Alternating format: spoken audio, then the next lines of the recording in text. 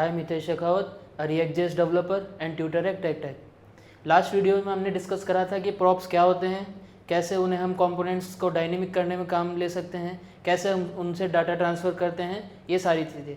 आज हमारा जो सेशन पूरा रहेगा वो रहेगा स्टेट के ऊपर, कैसे हम रिएक्ट के अंदर स्टेट को मैनेज कर सकते हैं, रेस्पॉन्सिव यूज़र इंटरफेस बना सकते हैं, ये सारी चीज़ें। हमारा जो पहला पॉइंट आता है वो ये आता है कि हमें जो कंपोनेंट्स के अंदर मेमोरी की नीड ही क्यों होती है।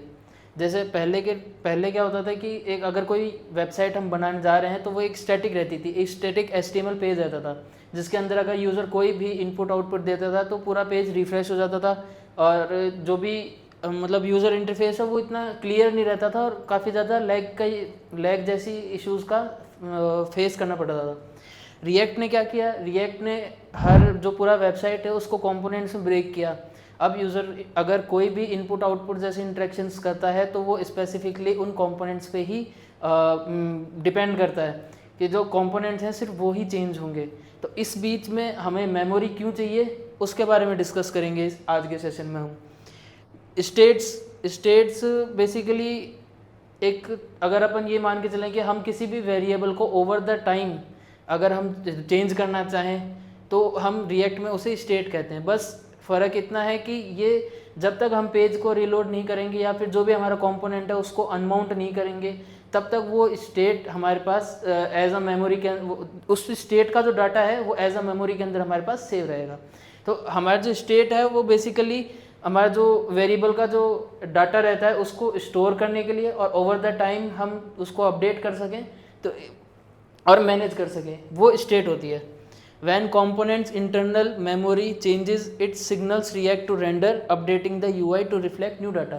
जैसे मैंने आपको बताया कि जो कंपोनेंट है उसके अंदर कोई भी यूज़र अगर इंटरेक्ट करता है, इनपुट आउटपुट देता है, तो हमारी जो मेमोरी है वो रिएक्ट को सिग्नल करती है कि हमारा जो डाटा है उसमें कुछ चेंज हुआ है, हमारा जो UI है उसको वापस से रीरेंडर करने की नीड है, रिफ्लेक्ट करने की नीड है जो भी हमारे चेंजेस हैं वो। अब जो पॉइंट आता है हमारा वो आता है स्टेट वर्सेस प्रॉप्स का। प्रॉप्स हमने पढ़ा, डाटा भेजने में काम आता है, हमारे जो कंपोनेंट्स हैं उनको डायनेमिक करने में काम आता है। स्टेट क्या होता है, जो हमने प्रॉप भेजा है उसको अगर हम किसी और तरीके से यूज़ करना चाहते हैं, जैसे अगर मैं प्रॉप्स के थ्रू 0 की वैल्यू लेकर आ रहा हूँ और मैं चाहता हूँ कि हमारा जो चाइल्ड कंपोनेंट है उसके अंदर बटन क्लिक पे वो 0 1 में कन्वर्ट हो जाए। डाटा मेरे पास पेरेंट से आ रहा है लेकिन मैं उसको म्यूटेट कराना चाह रहा हूँ चाइल्ड में, तो वो हमारा काम होगा स्टेट की वजह से। तो स्टेट एंड प्रॉप्स दोनों ही एक दूसरे पर डिपेंडेंट हैं, सिमिलर नहीं है, क्योंकि एक डाटा ट्रांसफ़र के काम आता है, एक डाटा को चेंज करने में काम आता है।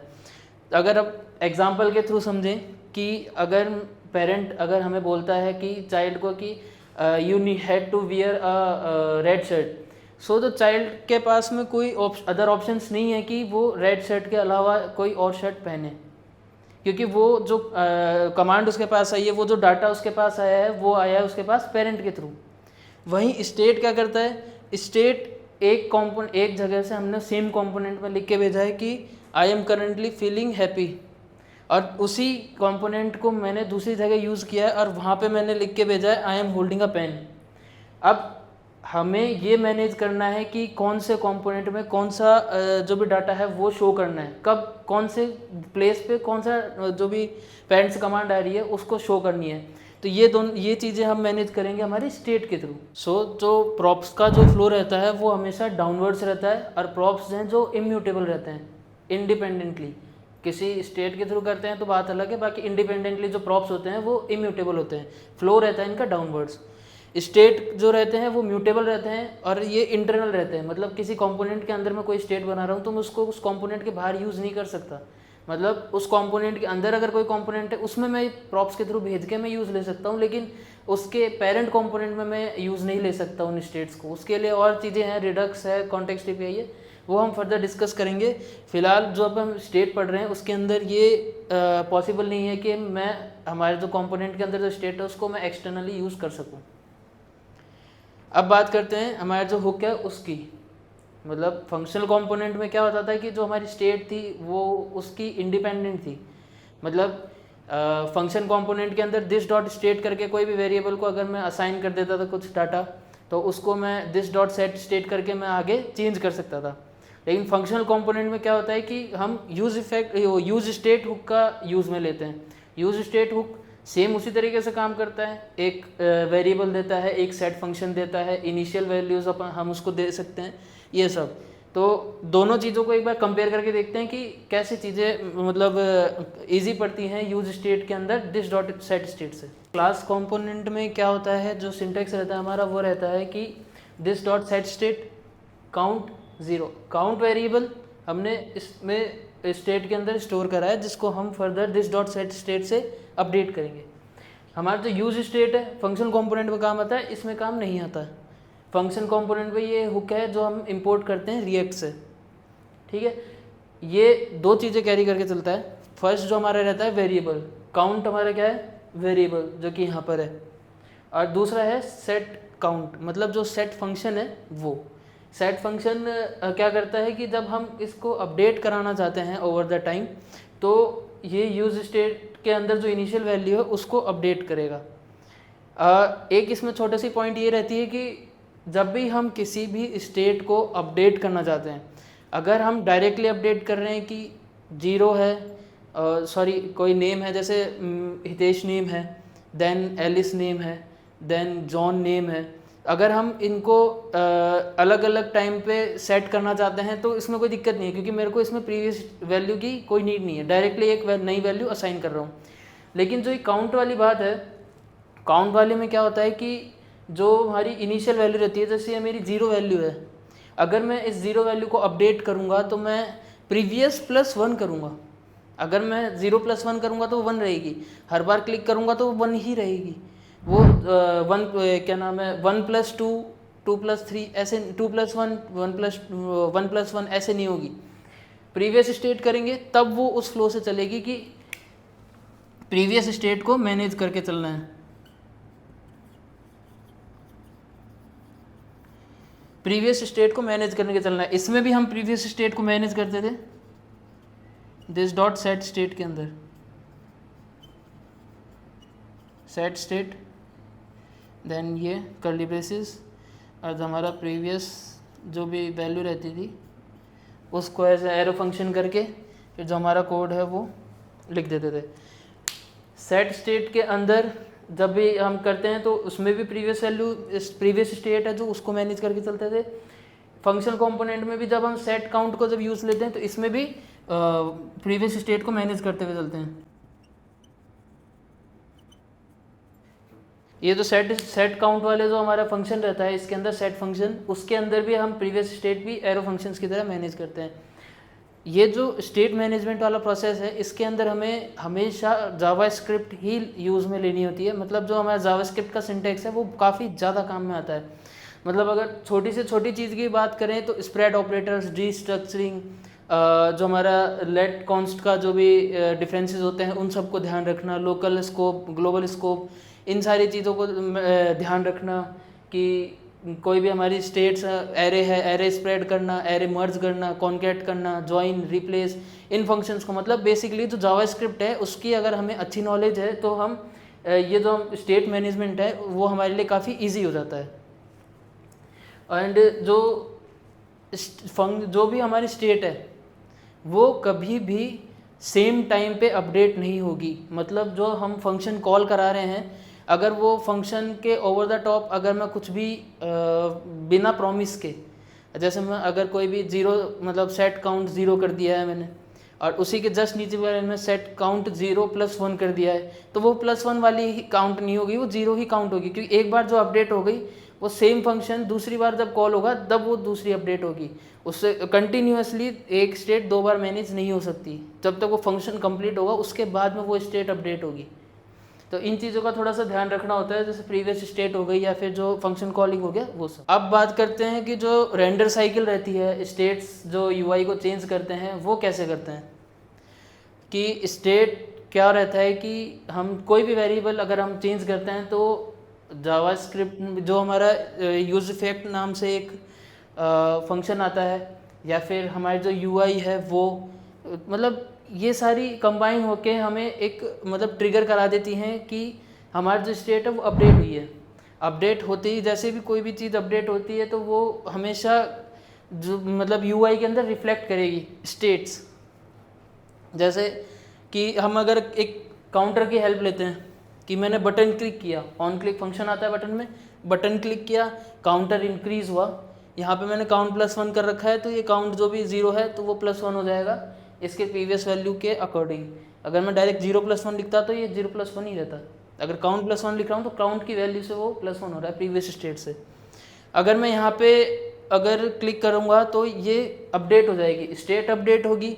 तो जहाँ पे मैंने ये काउंट प्रिंट करा रखा है, जैसे just the current count is count, जो मेरे काउंट की वैल्यू है वो, जहाँ पे भी मैंने ये काउंट प्रिंट करा रखा है वो सारी जो भी यूआई रहेंगी वो रिफ्लेक्ट होंगी, क्योंकि स्टेट जब भी अपडेट होता है ये ट्रिगर करता है कि हमारी जो यूआई है वो रिफ्लेक्ट हो। जैसे अगर मैं बात करता हूँ कि मैंने कोई फॉर्म सबमिट भी किया है, फॉर्म सबमिट किया है तो हमारा जो HTML पेज है वो रीरेंडर हो जाता है। हमने कभी देखा हो तो जो हमारा बेस URL है उसके आगे हमारे जो फॉर्म सबमिट किया है उसकी वैल्यूज़ प्रिंट हो जाती हैं। सिर्फ स्टैटिक पेज की बात कर रहा हूँ मैं। तो इन सब चीज़ों से बचने के लिए भी रिएक्ट, मतलब इन चीज़ों को सिक्योर करने के लिए भी रिएक्ट काफ़ी अच्छी चीज़ है कि ये पेज रीलोड नहीं करवाती है। तो इसको हम आगे डिस्कस करेंगे कंपोनेंट्स के अंदर। अब हम बात करते हैं यूज़र इवेंट्स की। जब भी हम कोई भी फॉर्म इनपुट फॉर्म वगैरह सबमिट करने जाते हैं तो वहाँ पे हमें स्पेशली ध्यान रखना होता है कि जो हमारा कंट्रोल कंपोनेंट्स हैं उनके तरीके से चले। मतलब यूज़र ने इनपुट डाला है, हमारी जो वैल्यू है वो रिएक्ट के स्टेट से सेट है, और जैसे ही हम सबमिट करते हैं जो हमारा इवेंट हैंडलर है वो किस तरीके से काम कर रहा है, ये सब। तो अभी बात करते हैं हम कि जो हमारा फॉर्म है यूज़र इनपुट्स हैं उनके लिए कि ये काम कैसे करा, कि जो हमारे स्टेप बाय स्टेप चीज़ें होती हैं वो कैसे होती हैं। मैंने आपको बताया कि ये एक वैल्यू है, हमने उसको रिएक्ट के स्टेट से मैनेज किया और जो ऑन चेंज फंक्शन से उससे हमने अपडेट किया, ये सब चीज़ें। लेकिन ये पर्टिकुलर काम कैसे करती हैं एक डोम को मैनिपुलेट करने के लिए। जो फर्स्ट चीज़ रहती है वो रहती है input value is set by React state. React के अंदर जैसे मैंने एक स्टेट ले लिया इनपुट, रिएक्ट के अंदर मैंने एक स्टेट ले लिया इनपुट, ठीक है। अब इस इनपुट को मैं उस जो भी हमारा जो इनपुट टैग रहेगा जिसके अंदर यूज़र टेक्स्ट लिखेगा उसके अंदर मैं इस वैल्यू को, इस स्टेट को, इस वेरिएबल को उसकी वैल्यूज़ के अंदर मैं सेट कर दूंगा। और जो सेट इनपुट वाला फंक्शन है ये क्या करेगा, इस इनपुट को अपडेट करेगा। कब? जब यूज़र उसमें चेंज करेगा। अगर यूज़र उसके अंदर जब भी अल्फ़ाबेट्स वगैरह डालेगा, उसमें टाइप करेगा, तो ये ऑन चेंज फंक्शन से हमें इस जो भी इनपुट वेरिएबल है इसको अपडेट कर देगा। तो user input triggers an event on change, on change के ऊपर उसने इवेंट ट्रिगर किया और जो भी हमारी स्टेट है वो हमारी अपडेट हो गई। An event handler updates the state using the setter function. Set function को हमने कहाँ चेंज सेट करा था? On change function, on change event के ऊपर। ऑन चेंज इवेंट हुआ, हमारा जो सेट फंक्शन है वो ट्रिगर हुआ, उसने हमारी स्टेट के अंदर वो वैल्यूज़ डाल दी जो यूज़र हमारे इनपुट के अंदर डाल रहा है। मतलब यूज़र जो भी टाइप कर रहा है वो वैल्यूज़ उसने हमारे इस वेरिएबल के अंदर स्टोर कर दी। React renders the component reflecting the value in the input. अब रिएक्ट क्या करेगा, जो भी हमारी वैल्यू है इनपुट की उसके अंदर जो अपडेट हुआ है वो अब मतलब जो यूआई पे है वो प्रिंट कर देगा। यूज़र ने डाला आई एम हितेश, तो आई एम हितेश जो है वो इस स्टेट के अंदर से हुआ, इस स्टेट से यूआई जो है वो हमारी अपडेट हुई और उसके अंदर जो हमारे इनपुट है उसके अंदर हमें आई एम हितेश लिखा हुआ दिख जाएगा।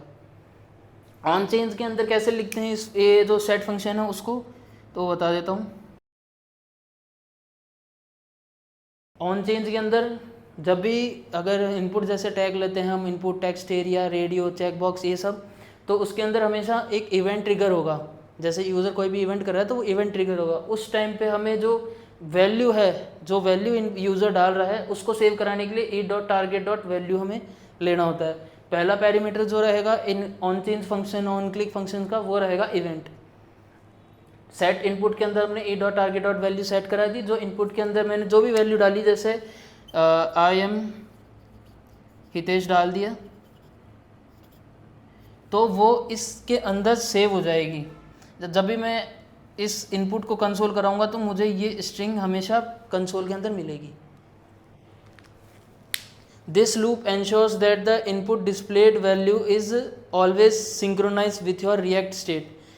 ये हमेशा जो हमारी रिएक्ट की स्टेट है उससे सिंक्रोनाइज रहेगी, मतलब जैसे जैसे मैं इनपुट अपडेट करूँगा, इनपुट में ट्रिगर करूँगा, उसके बाद ये स्टेट में अपडेट होगी। ऐसा नहीं है कि ये पैरेलल चलेंगी, असिंक्रोनस चलेंगी। सिंक्रोनस असिंक्रोनस क्या होता है, वो जावास्क्रिप्ट का पार्ट है, वो हम जैसे जैसे आगे बढ़ेंगे एपीआई कॉल्स प्रोमिसेस वगैरह पे आएंगे तब हम उनको डिस्कस करेंगे। अब बात करते हैं हम इम्यूटेबिलिटी की, मतलब कैसे हम चीज़ों को ऑप्टिमाइज तरीके से या फिर जो भी अपडेशन रहता है स्टेट्स का उनको किस तरीके से मैनेज कर सकते हैं। तो पहला जो पॉइंट रहता है वो रहता है कि जो हमारी स्टेट है उसको हम डायरेक्टली मॉडिफाई नहीं कर सकते, क्योंकि जो रिएक्ट है वो ऑप्टिमाइज रहता है री-रेंडर्स को लेके। स्पेशली जब ऑब्जेक्ट्स और एरेज की बात आ जाती है वहाँ पे रिएक्ट बहुत ज़्यादा डिपेंड्स हो जाता है रेफरेंस के ऊपर। अगर रेफरेंस चेंज है तो हमारा स्टेट है जो मतलब जो हमारा कंपोनेंट है वो रेंडर नहीं होगा। अगर रेफरेंस सेम है तो रेफरेंस चेंज है तो वो रेंडर होगा। अगर हमने स्टेट के अंदर डायरेक्टली अगर मतलब स्टेट को हमने अगर डायरेक्टली मॉडिफाई कर दिया, जैसे कोई एरे है उसके अंदर मैंने डायरेक्टली एक ऑब्जेक्ट उसको अंदर पुश कर दिया मैंने, तो रेफरेंस सेम है क्योंकि वो एरे है मेरे पास में, सिर्फ उसकी लेंथ ही तो बड़ी है। तो अगर हमारे पास रेफरेंस चेंज नहीं होगा तो स्टेट हमारा मतलब जो हमारी यूआई है वो रिफ्लेक्ट नहीं करेगी।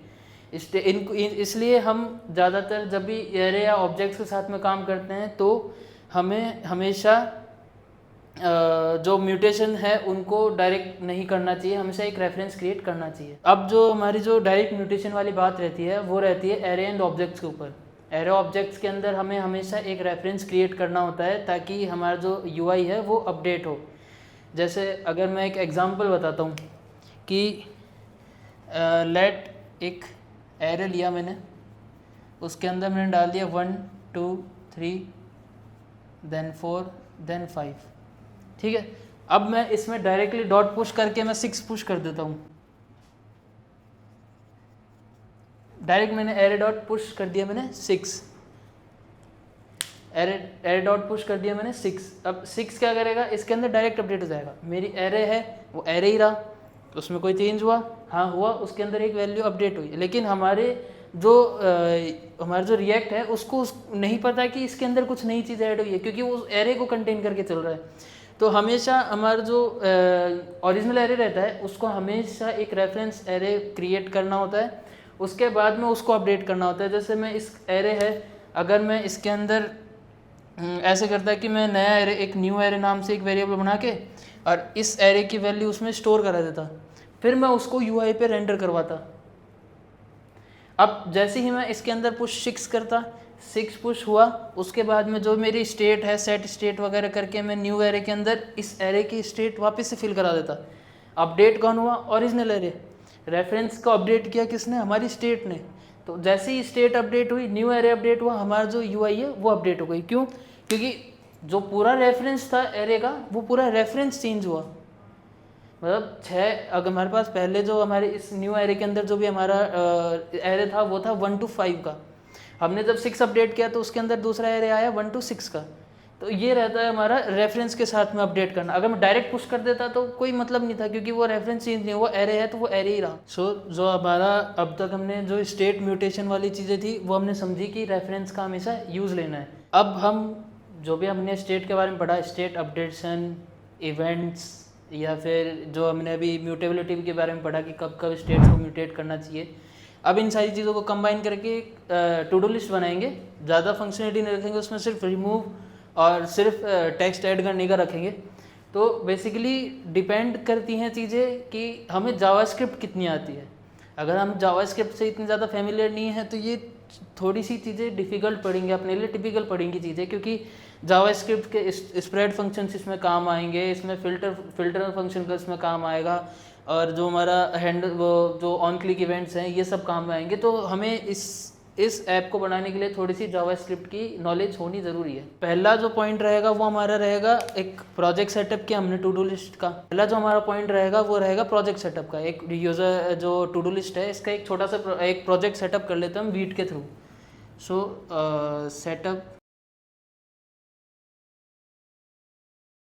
सेटअप करा हमने प्रोजेक्ट वीट के हेल्प से।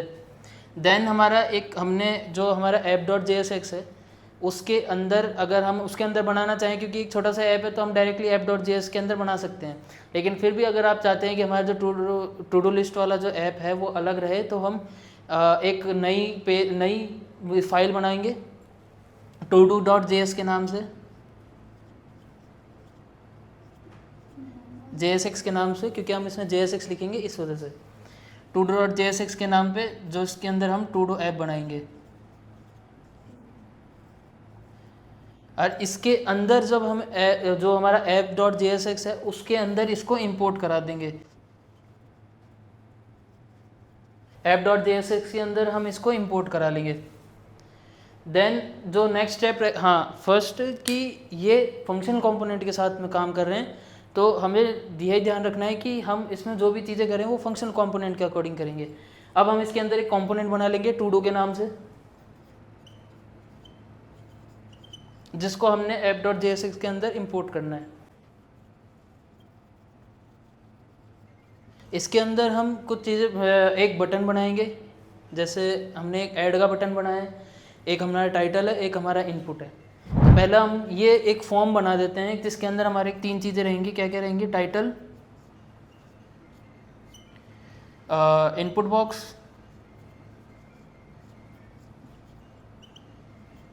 और देन हमारा बटन, सबमिट बटन। ये 3 चीज़ों से हम एक फॉर्म क्रिएट करेंगे जिसके सबमिट के ऊपर हम एक जो भी हमारा टास्क हमने ऐड किया है उसको हमारी जो लिस्ट है उसके अंदर सेव करा देंगे। सो तो हमारा जो बेसिक स्ट्रक्चर रहेगा वो कुछ इस तरीके से रहेगा। अब सिर्फ इन चीज़ों को अगर हम हटा दें तो ये हमारी चीज़ें क्रिएट हो जाएंगी जब हम इतना प्रोसेस कंप्लीट कर लेंगे। उसके बाद हमने एक बेसिक स्ट्रक्चर था उसको क्रिएट कर लिया।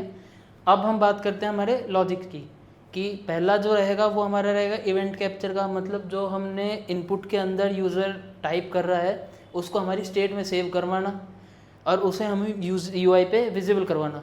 तो पहला काम रहेगा हमारा, जो हमारी स्टेट रहेगी उसको क्रिएट करना। इनपुट जो हमारी स्टेट है, इनपुट जो हमारी स्टेट है, input and set input,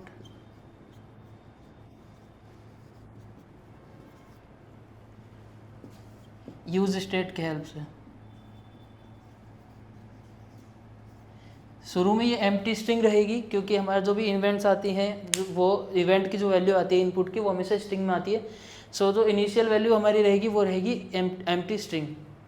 then हमारा एक फंक्शन रहेगा जो हमारे हैंडल क्लिक के ऊपर जो भी हमारा टेक्स्ट है उसको सेव करवाएगा।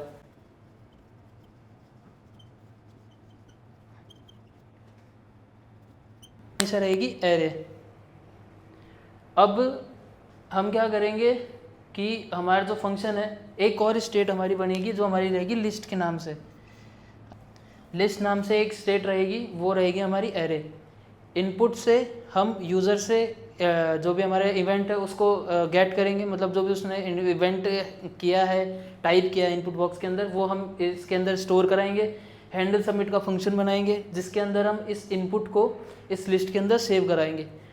इसके अंदर सेव कराने के लिए इस स्टेट को हमें स्प्रेड ऑपरेटर का यूज़ करना होगा एरे के अंदर म्यूटेट करने के लिए, कि जो हमारी लिस्ट है उसकी जो